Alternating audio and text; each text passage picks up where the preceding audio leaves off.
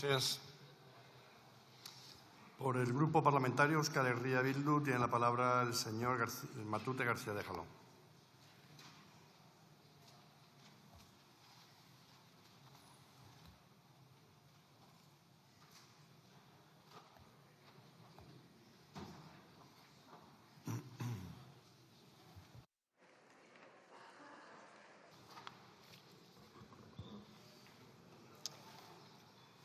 Presidente, diputatuok, arratsaldeon. Duela hilabete bat, oinarrizko horniduren mozketak debekatzea eta galdara komunitarioen tarifa arautua mantentzea adostu genuen Espainiako gobernuarekin. Ekainaren 30ean amaitzen zen bi neurri horien ezarpena eta Euskal Herria Bilduk lortutako akordioari esker neurri sozial eta ekonomikoen dekretu honetan txertatu dira. Negoziazioek fruituak eman dituzte, datarik gabe luzatuko dira. Alternatibarik gabeko familia zaurgarrien etxegabetzeak debekatzeko neurria 2015 arte egongo da indarrean. Gure bultzada ezinbestekoa izan da horretarako. Horregatik dekretu honen alde bozkatuko dugu gaur. Decía que votaremos a favor de este decreto porque, aunque es cierto que es un decreto ómnibus que siempre contempla medidas con las que es imposible estar al 100% de acuerdo o incluso al 100% en desacuerdo, sí se nos ha dado la oportunidad a nosotros, y entiendo que al conjunto de grupos que conforman el apoyo a este Gobierno, para sostener la acción de este Gobierno, a poder negociar, a poder introducir e incluir elementos que para cada uno de nosotros y nosotras suponían puntos de interés. En nuestro caso, y así lo señalamos, fue la prohibición de los cortes de suministros básicos para miles de personas que viven con angustia la posibilidad de que les corten la luz, de que les corten el agua, de que les corten la electricidad, y también lo que tiene que ver con la tarifa regulada para las calderas comunitarias, que al menos en la realidad que más conocemos en nuestro país afecta a miles de personas y no necesariamente gentes con recursos de sobra. Pero también somos conscientes de que en este decreto, por la acción y por el empuje de otros grupos parlamentarios, se han incluido elementos importantes, como el bono social eléctrico al que se ha referido un anterior interviniente, o los descuentos al transporte o las rebajas en el IVA de diferentes alimentos, aunque ahí sí que haré luego alguna apreciación, pero también las ayudas a la industria electrointensiva, la transferencia necesaria a las comunidades autónomas y ayuntamientos, o incluso las condiciones para la declaración de ERTES y su supeditación a determinados elementos para poder seguir percibiendo ayudas públicas. Creemos que el conjunto de elementos son elementos que benefician, pero sí nos gustaría hacer algunas reflexiones sobre el para qué de todas estas medidas con carácter de excepcionalidad. Y la primera reflexión que habría que hacerse es hasta cuándo puede el Estado sostener este esfuerzo económico si no se produce una reforma fiscal profunda y permanente que haga frente a los impuestos cada vez más numerosos o más gordos de la banca y de las grandes empresas del oligopolio eléctrico, o que haga frente también a las márgenes de beneficio cada vez mayores de otro tipo de plataformas o logísticas comerciales.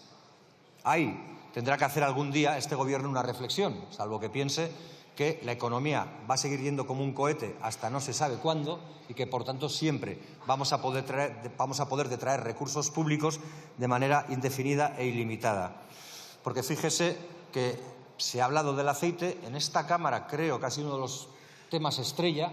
Creo que han sido muchas las preguntas que le han hecho a su Gobierno y a usted concretamente para reprocharle por qué el aceite estaba tan caro, y era razonable que se hicieran esas preguntas, pero a partir de ahí nadie más le ha hecho una pregunta para que los ciudadanos entendieran por qué, si ustedes han puesto el IVA al 0%, el aceite sigue costando lo mismo o más. Quizás ahí ya no molesta tanto quién se lleva el dinero. Quizás a la gente que le molestaba lo que costaba el litro de aceite ya no le molesta que cueste lo mismo y que, por tanto, al ciudadano y a la ciudadana le siga costando lo mismo, y es mucho, si quien se lleva el beneficio o el margen empresarial es otro. Quizás esto tendría que hacernos también reflexionar para que la gente entendiera, siquiera un poquito, por qué estas medidas a veces se tornan en insuficientes o le afectan en poco o nada a su bolsillo. La segunda reflexión que creo que podríamos hacernos es, precisamente, si la economía va como un cohete, ¿por qué no se reducen drásticamente los porcentajes de población vulnerable? ¿Por qué esta sociedad, como la cualquiera de Europa, Cualquiera que se mueva en la lógica del mercado capitalista mantiene márgenes de desigualdad antaño, y no me extenderé para que no me llamen nostálgico, lo llaman el ejército reserva de los desempleados, mantiene, como digo, esos niveles de desigualdad tan evidente que cualquier medida que hagamos no consigue reducirlo drásticamente, aunque sea el oscuro objeto de deseo de cualquier gobierno que aspira a ser gobierno. Y el tercer elemento, en todo caso, sería plantearnos cuál podría ser la acción más eficaz o la acción combinada más eficaz y adecuada para acabar con esta realidad que seguramente a todos nos incomoda. Probablemente tenga que ver con hacer una profunda reforma fiscal que mantenga impuestos altos para quienes más beneficios se llevan y que mantenga también salarios más altos para que la gente no viva tan apurada y que además tendría una garantía de intervención pública en la economía. Otra podría ser pasar a dotarlas de carácter estructural, de la misma manera que nos vanagloriamos del estado de protección social, como nos vanagloriamos de la sanidad pública o de otras, quizás tendríamos que plantearnos que no podemos hacer estar a la gente permanentemente, vivir bajo la soga o la espada de Damocles de saber que su ayuda puede ser abocada a finalizar dentro de 3 o de 6 meses si aceptamos que existen bolsas de desigualdad inherentes al propio funcionamiento del sistema económico en el que nos movemos. Y quizás ahí tendríamos que plantearnos más cosas, porque si vemos lo que ha ganado la banca y vemos de dónde ha venido el dinero de la banca, lo que vemos es que ha habido una transferencia económica de la gente más humilde a las cuentas de resultados de los bancos a través del aumento de las hipotecas, que no suben porque el papel se está agotando y por lo tanto sea más cara la materia prima, sino porque a alguien le interesa que suban los tipos de interés. Y para ir finalizando, nosotros apoyaremos que se debata como proyecto de ley, no para que se dilate, como se ha dicho con anterioridad, sino para que se incluyan elementos que en esta no están. Por ejemplo, esta que estoy señalando.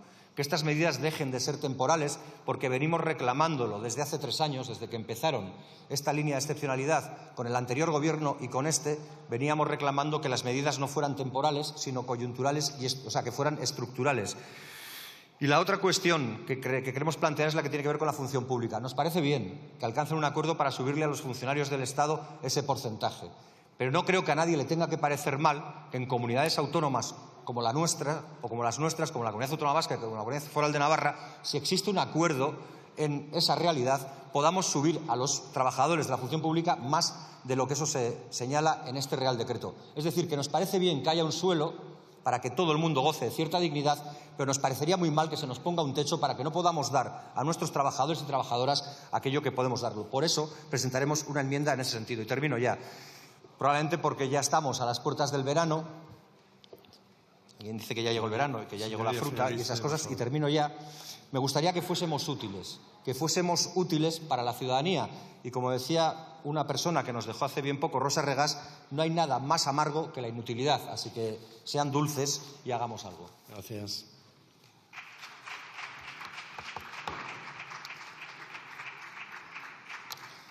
Por el Grupo Parlamentario Junts per Catalunya tiene la palabra el señor Pujol Bonel.